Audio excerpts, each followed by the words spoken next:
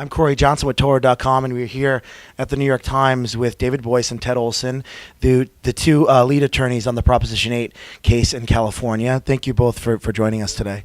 The first question, David, I just wanted to ask briefly, where do we go from here? What are the next steps along the way, sort of the timeline as we move forward? We have filed our final briefs at the end of February. We're now waiting for the judge to schedule closing argument. That will sometime be in March, maybe early April. The judge will then probably take several weeks to decide the case. There's a very large record, and I would expect the case to be decided maybe the end of April, maybe May. It was reported, Ted, it was reported in the San Francisco Chronicle about a month ago that the Chief District Judge, Judge Walker, that's working on the case, it came out that he may be gay himself. Do you think that this is going to affect in any way the result, whatever comes out, in the sense that if he does rule in favor, that people will say he did it because he's gay, or if he rules against, they'll say even a gay judge isn't supporting? Do you think it's going to have any effect whatsoever? Well, there's two questions there. In the first place, this is a very responsible judge. He's the chief judge of the Federal District Court in San Francisco. He's been on the court for a couple of decades. He's a Stanford Law School graduate. He was a partner in one of the major firms in the United States. He's a very experienced judge. We have never even questioned whether Thurgood Marshall, a great champion of civil rights, who then sat on the Supreme Court and handled civil rights cases, or Ruth Bader Ginsburg, who was a champion of women's rights, then went on the Supreme Court and handled cases involving women's rights. These are federal judges with life tenure. They make decisions based upon their understanding of what the law requires. Now, people can say anything. Heaven knows, I mean, people have done that, but this judge is going to make a decision on the merits. I've never had any question about that. And after this judge rules, it could potentially go to the Ninth Circuit. Is that correct? Yes, the Ninth Circuit Court of Appeals. It will almost certainly go to the Ninth Circuit Court of Appeals. And then it probably will go to the United States Supreme Court. And when it gets to the Supreme Court, the last major gay rights decision, of course, was Lawrence v. Texas in 2003.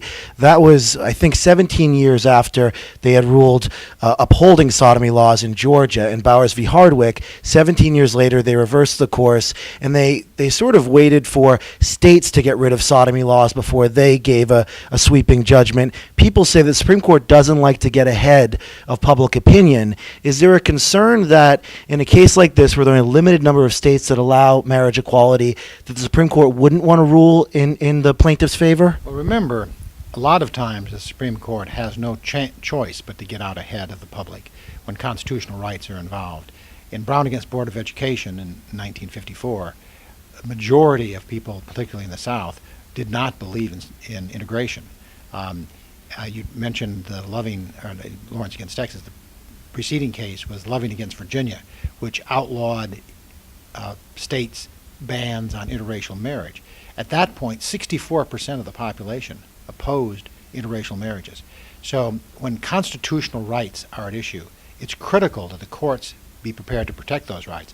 If you waited until the majority caught up, you wouldn't need a constitution. You need a constitution specifically to protect minority rights when the majority is not prepared to do so. Some legal writers, after the Supreme Court weighed in on allowing cameras in the courtroom for this first phase of the district court trial, said that it was a bad omen, that the Supreme Court ruled 5-4 against allowing it, and that the legal ruling involved was a little willy-nilly, as they said. Do you think that folks could take that as a bad omen when people are saying that?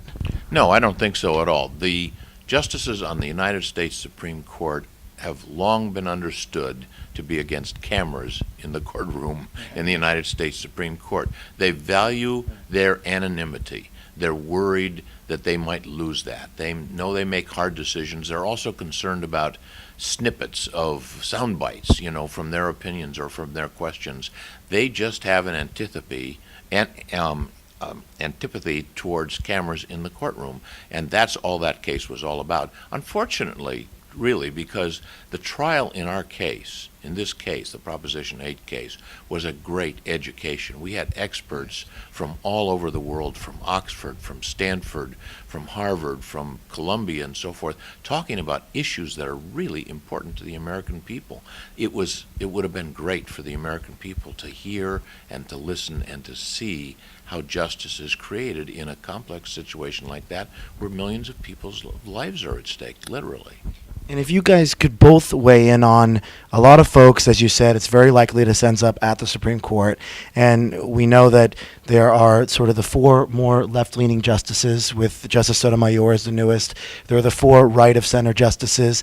And then there's the swing vote, Justice Kennedy, who wrote the majority opinion in Lawrence v. Texas, who sided with the majority in Romer v. Evans, the Colorado case, which struck down the amendment there. And a lot of folks are saying that this case in the end is going to be up to Anthony Kennedy. How do you both see that or feel about that? As Ted has said a number of times, there isn't a single justice on the court whose vote we're taking for granted, and there's not a single justice on the court whose vote we're taking for granted against us. We believe that this is a human rights issue that ought to appeal to liberals and conservatives. I think one of the great things about having Ted and myself do it together is it sends a message that this is not a liberal issue, a conservative issue, a Democratic issue, a Republican issue. This is a human rights issue. This is an equality issue. And I think put that way to the court, and put that way in the context of the court's prior decisions, repeated prior decisions, that marriage is a fundamental right protected by the Constitution. All we're asking is to apply that fundamental right in an absence of discrimination. We're not asking the court to create a new constitutional right. Simply take this fundamental right that's already been recognized and make clear that it's equally available to everybody. And you were Solicitor General in the Bush administration. You argued before the court before you were Solicitor General and while you were Solicitor General. Do you think that that we should be focusing? I know David talked about focusing on all justices, but the way prior decisions have come down on gay and lesbian rights, when it was Sandra Day O'Connor on the court, she used to join with Justice Kennedy in these decisions with the liberal bloc.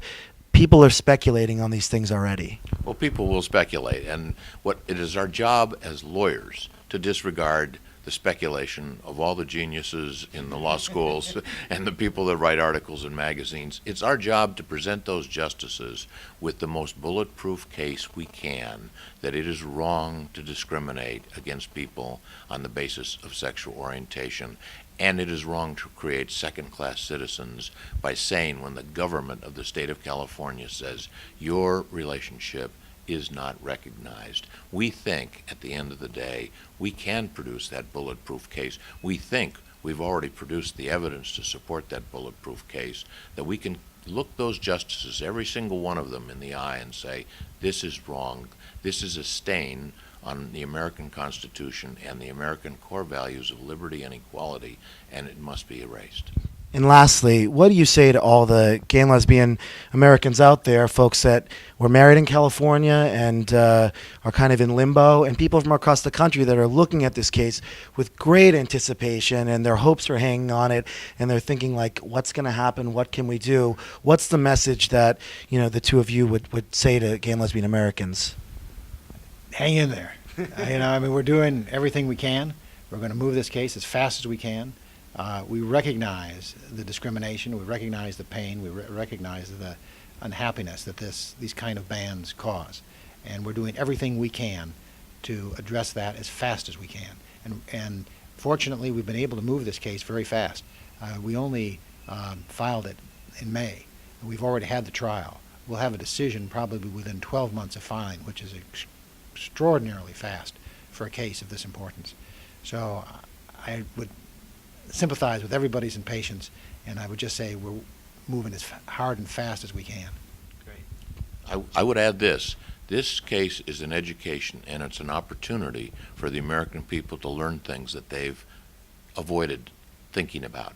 The damage that we've done by discrimination, the hurt that causes, the reason why people get married in this country, which is a matter of liberty and dignity.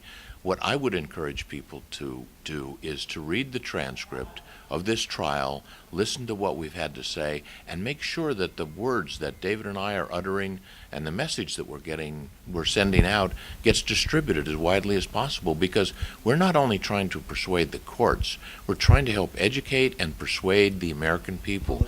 And public opinion is very important. The tide is moving strongly and currently and continuously in the right direction. We need everyone's help out there to continue to get that message across, to learn what the American justice system is all about, and the things that we're putting forth in this trial. That will help solve the problem of educating the American people and hopefully eliminate this discrimination. Well, thank you both very, very much. We really appreciate all of your hard work for us. I'm Corey Johnson for Towleroad.com.